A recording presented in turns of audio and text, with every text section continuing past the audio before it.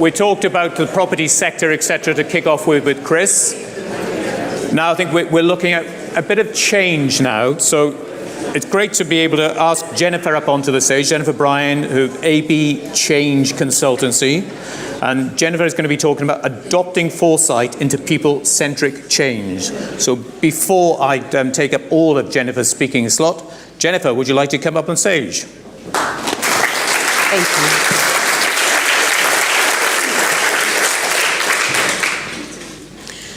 What change is going on in your life right now, professionally or personally? And how do you feel about it? Are you scared, anxious, nervous, stressed, jubilant, really looking forward to it, excited? The exact same thing happens in a workplace change. Some people like the old ways. They're used to it. They don't have to think about it. It's automatic. It feels comfortable. Whereas others like the new ways of working because it's new, exciting, different. One thing I have learned living is that change is going to happen whether we like it or not. We're going to move home. We are going to change jobs. Our teams are going to get smaller. They're going to get bigger. Our organizations are going to go through a restructure. It might have been that once upon a time as leaders, we felt like we had a bit better of an idea of what might be coming down the road. And we felt comfortable with that. But now, I would argue, things are a bit more like this picture. They're moving fast, but there's a few rocks in the way. And although we can see a little bit down the line, we can't quite see around the corner. And that's what really gets us, because we know there's something. We just don't know what it is. And it's that level of uncertainty that actually, for many of us, paralyzes us to make decisions. I was reading one of Miriam Margolis's autobiographies, and very early on in that book, she said, and posed the question, isn't a certain level of uncertainty a good thing? And I was like, whoa. At that point, I was in the middle of this research project that I'm going to be sharing a lot of the findings with you today, and working with all these leaders who were really struggling with just that, uncertainty. And the level of anxiety and stress that was bringing them. So I sat there and I thought, isn't it a bit a good thing?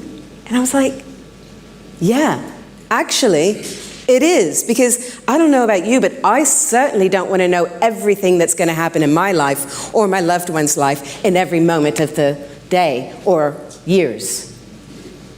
So it's about starting to feel more comfortable with that level of uncertainty, because it's not going to go away. It's just going to increase. So how can we do that? Well, first of all, we need to know, where are we going? What are we trying to do? Are we trying to get to Manchester or Paris? The difference is quite stark. So what do we want? And how do we want it? How do we want to feel about it? How do we want others to feel about it? And by others, I mean our clients, our customers, our staff, our peers, our colleagues, our family members. What is it that we really want? Now that may seem like a bit of an obvious question, but I was working with a transportation organization, and they had spent millions of pounds at this point on a particular big change program. And they, at this point, brought me in because they thought, right, now we need to communicate and start helping people with this change. And so I read all the documents that they had, and there was reams and reams of documents on what it is that they have been doing. And then I met up with them for the first time. I said, this all sounds great, but what are you trying to achieve? What's the point of all of this? And they couldn't answer the question. When we are leaders in the organization, there are 3 different time horizons we always need to bear in mind. One is the actual longer term, because that gives us our future drivers. Once we know what it is that we want, that is much more about what is it that needs to happen right before we achieve that vision. Next is the midterm, and that gives us our growth as an organization. And then lastly, there is the near term, which is much more on the operational side. But I would argue, and time and time again experience has shown, that so many of us are constantly focused around the near term and give very little attention to the growth or the future drivers. And that's where we go wrong. Because how can we possibly make decisions now that are going to be right for us in the future if we don't know where we're going or what we're trying to do? So that is what this actual project wanted to take a look at. The problem statement was very much around, at the moment, change programs are focused on the hindsight and what has happened previously. And then we're trying to take that learning and put it into a completely changing world. And we all know you can have the exact same change with the exact same people within the exact same organization, but you're going to get completely different outcomes. So we looked at how we can actually create this informed adaptability to make good decisions now that are going to actually inform us for the future, that are going to be right for us for the future. So I worked with Henley Business School of Management, and I wasn't by myself. There was representatives, obviously, with Henley, and a futurist, Steve Wells, and worked with Dr. Sharon Varney, who is an OD consultant as well. And what we did is we worked with several of the member groups. We asked for volunteers. So these organizations volunteered to take part of this particular research project. There was no obligation for them to do so, so it was completely volunteered, not voluntold from that standpoint. We wanted a mix of different organizations, so we had 2 public sector and 2 private sector organizations. And we did some kickoff workshops so that we could agree what the expectations are and what was going to be the rules of engagement in regards to how we were going to carry this out. And what we did is we had the kickoff workshop, and we at first said that we would engage once a quarter and have a bit of a check-in session. But that very quickly changed because the members realized they needed more than just once every quarter of the touch base with us from the tools perspective, which I'll go into in just a sec. So we ended up with check-in sessions on a monthly basis, and then on a quarterly basis, we'd have a longer reflection workshop with them. And that carried on for a year.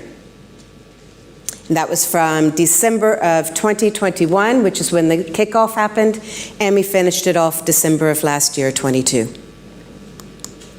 And so the first part of all of this was actually to get an agreed understanding of what is foresight. What do we mean by foresight? And it's not about having a crystal ball. It's not about predicting what's going to happen. It is about understanding the information that's coming in that we get every day and seeing how that may shape the future. What is actually going to happen from that standpoint? So we actually introduced a whole set of tools, 10 tools very specifically, around foresight tools, around planned people change tools, and emerging tools. And this was about forming a part of a toolkit for the different organizations to employ, not a to-do list where we tick off, right, done that one, tick, move on to the next, tick. It's not about that. It is about saying what's going to work within our organization. And that's how we presented it. So what did we find? What were the challenges? First challenge was very much around the priorities of the personnel in the organization. And you may ask, what was that about? We actually had an organization where within that course of the year, only one person was still there at the end as they were in the beginning. Everybody else changed. So the level of actual change that went on within the organization had a big impact on the change that they were trying to do. The other big challenge is that the short-term organizational structures and systems and processes also had a big impact on change. Because we were trying to actually put into place foresight, looking at those future drivers, the vision, what it is that we want, and then drawing backwards so that we make the right decisions today. However, there was a member who actually struggled with that because they were being assessed on an annual basis. And so trying to be assessed on an annual basis on something that's going to happen in a year when actually the outcomes and things are going to happen not till you're 2, 3, 5, 7 was really challenging because that's going to affect their remuneration. So the internal system and processes had challenges. Another one was the span of control and influence within the teams. So many of them were very comfortable talking to themselves in the change team, but they didn't feel they had the empowerment or the influence or the permission to actually go talk to other people. And the problem is with that, if you just keep talking to the converted already, you end up with a false positive with your change, and you don't actually end up influencing the change across the organization, which is kind of the point.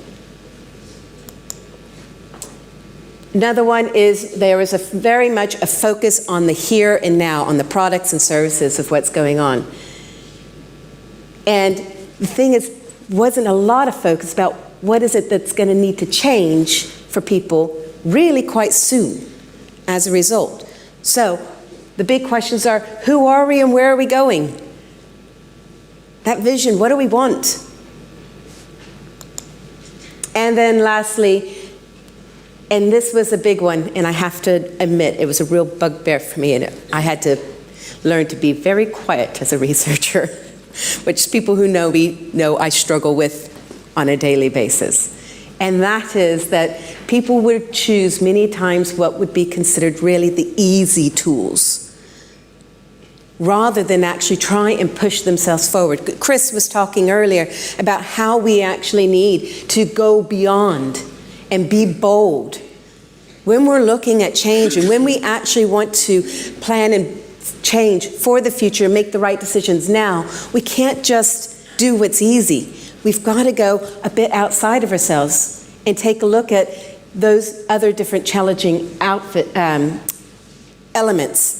So as a result, there was a bias and a lack of commitment to try those new things. And what we realized is that people need a new mindset, because if we continue doing what we've always done, we're going to get what we've always got.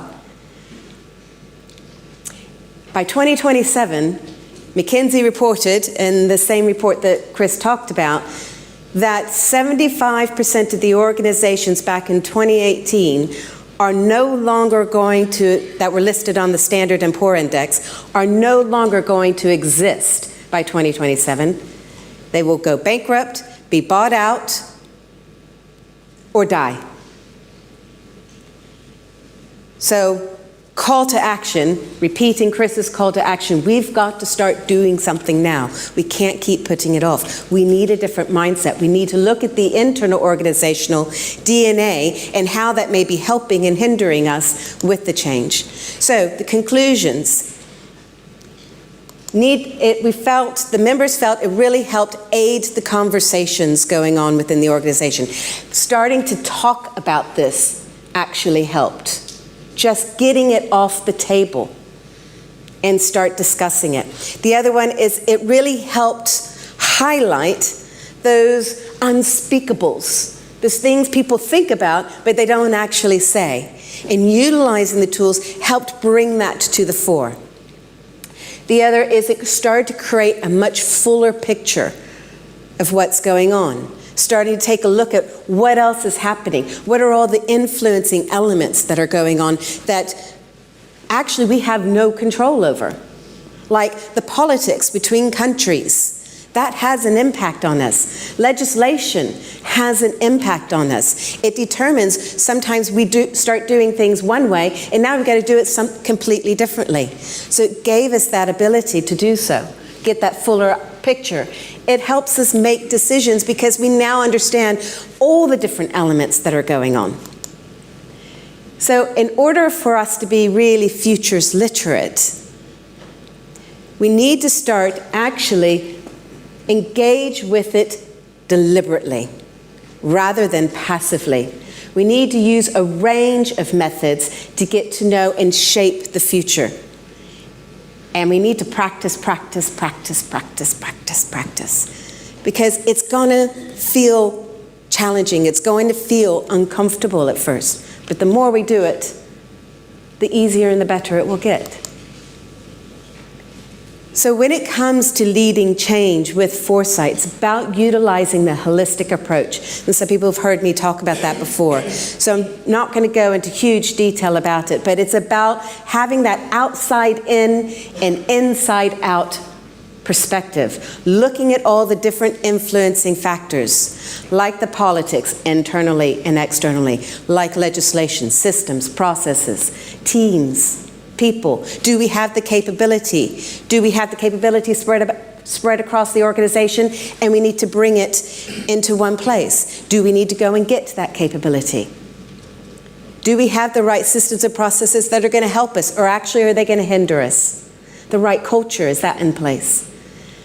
What about the economic fluctuations, societal norms and adjustments?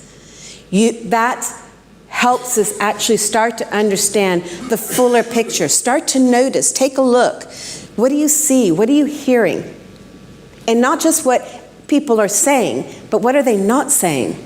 What's going on? Start to notice that, because all of that has an impact. Then followed by the A-B change model, which gives us as leaders an understanding of what it is we need to do and how we need to do it.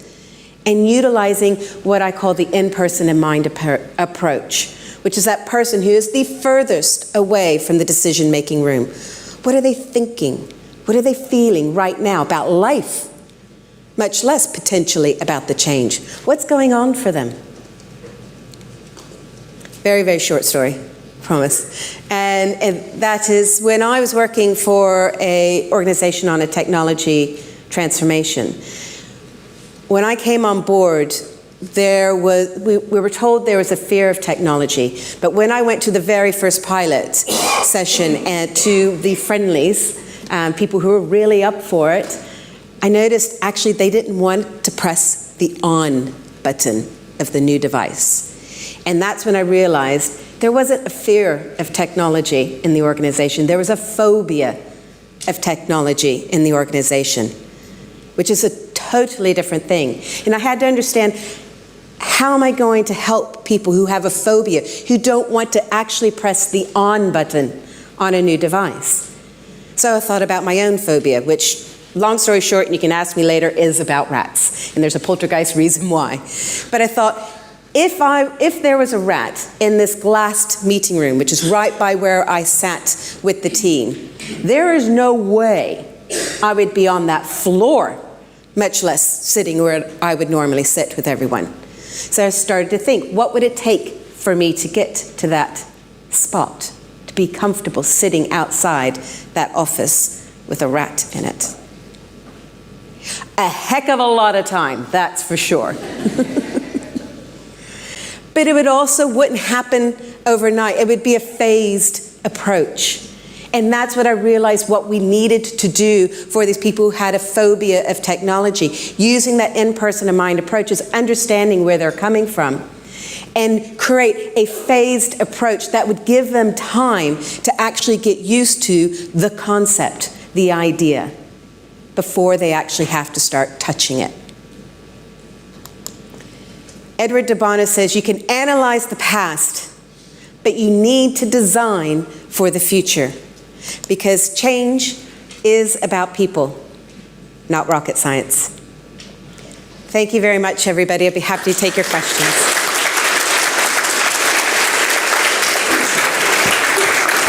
Thank you very much, Jennifer, on that. So, the pandemic, has that made it easier or harder for you to do change programs? Actually hasn't really changed the effect of change programs, because it's much more about people and meeting them where they're at. The challenges, or the greater challenge, has been just like this, trying to get people, a whole bunch of people in a room. So when you want to do a kickoff, that can be a bit more challenging. But once that is done and everybody understands, there's so many different collaboration tools you can use online to get people working in groups, meeting and sharing different stories and experiences and so forth.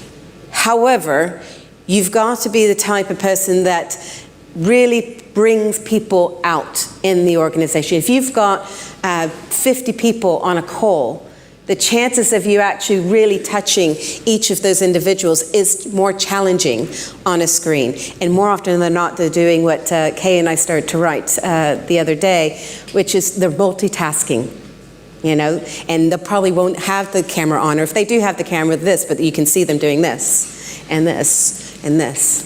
So it's about making sure the engagement is still there when they're on screen as well as off. So added complexities. Any questions from in the room? Dr. Oseland.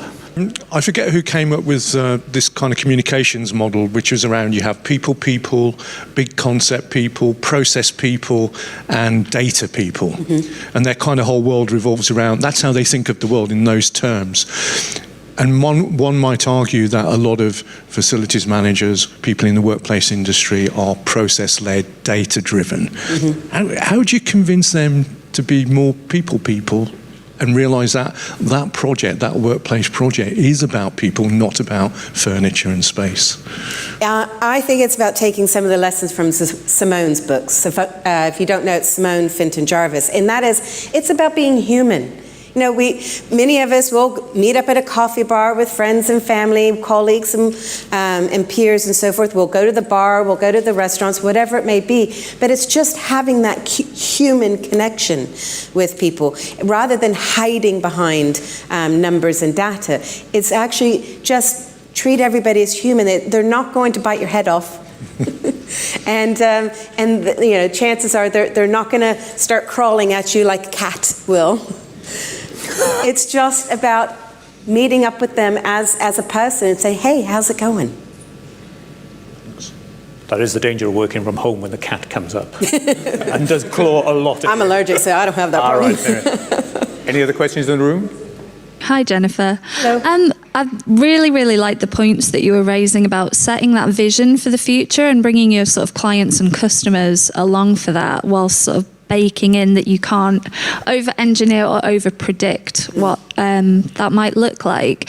I just wanted to sort of pick your brain really about how you go about determining your measures of success and how you will know that you've achieved that future state if you're accepting that there will be a bit of flex in what the end product might look like. So do that in 30 seconds if you can. Sorry. Right. So it's very much understanding the big picture of what it is that you want, and what that, because when you look at things from a long-term perspective, having an understanding, not drilling too far down into the specifics, allows that level of flexibility and adaptability.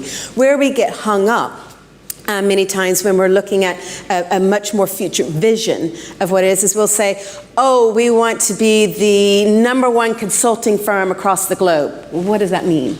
What is that about? What does that look like? We need to define it, what that's about for us. And then there's the flexibility and the adaptability for us to maneuver and change and make that work in different ways, because there's a whole bunch of different ways in which we can get there. You know, there's never one, to keep the cat thing going on, there's never one way to skin a cat.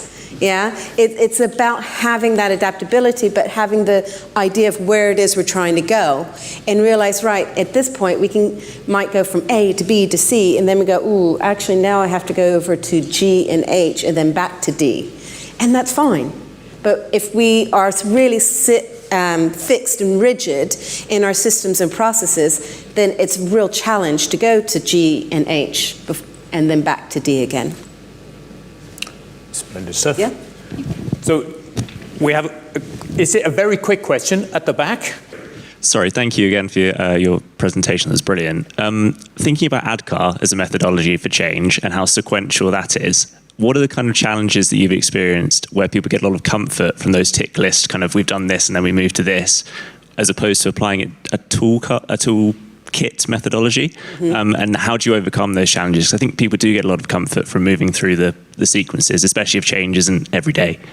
They do. You're right. There is a level of comfort of being able to tick, and I'm love ticking things off my to-do list myself. But when it comes to change, there isn't just, as I said, a one-size-fits-all. And we're all going to have various different preferences. But beyond the preferences, there's going to be different things that are going to be appropriate for our organization and the people in which we're having to work with. And that's not going to be the same across the board. So that's why to-do lists are great. You know, I love them, but we can't approach people as a to-do list. You know, if we approach anybody who we know, whether our mother-in-law, our parents, our kids, and we're right, you're dressed, tick, have you brushed a tick, you know, school tick, you know, it just doesn't quite work that way. Well, final question at the back. So Jennifer, just a top tip to see if I can get that from you today, of in a world where the C-suite want tomorrow's change delivered yesterday, how can you persuade our senior leaders to dedicate the time necessary to human-centric change rather than just the processes being changed and not bringing the people along with us? That's quite a big question. That is not a 10-second answer. No, but what I would say, just to be short and quick about it, is that the cost of actually not utilizing a human-centric change is massive. And that's why there's 70% change programs fail. And there's a load of costs that come out of that in McKinsey, and you can get from the reports and all the rest of it. So, and I would also take a look at the history of the organization and say, right, what change did you do before? And how much are people doing that now? Or have they just... That's the cost of a human-centric change. You've just lost your investment, because that's what change is. It's an investment. It's not a cost. Thank you. I hope that was the top tip. Thank you very much for that. Jennifer will be around for a while. So everybody, thank you very much to Jennifer. Thank you.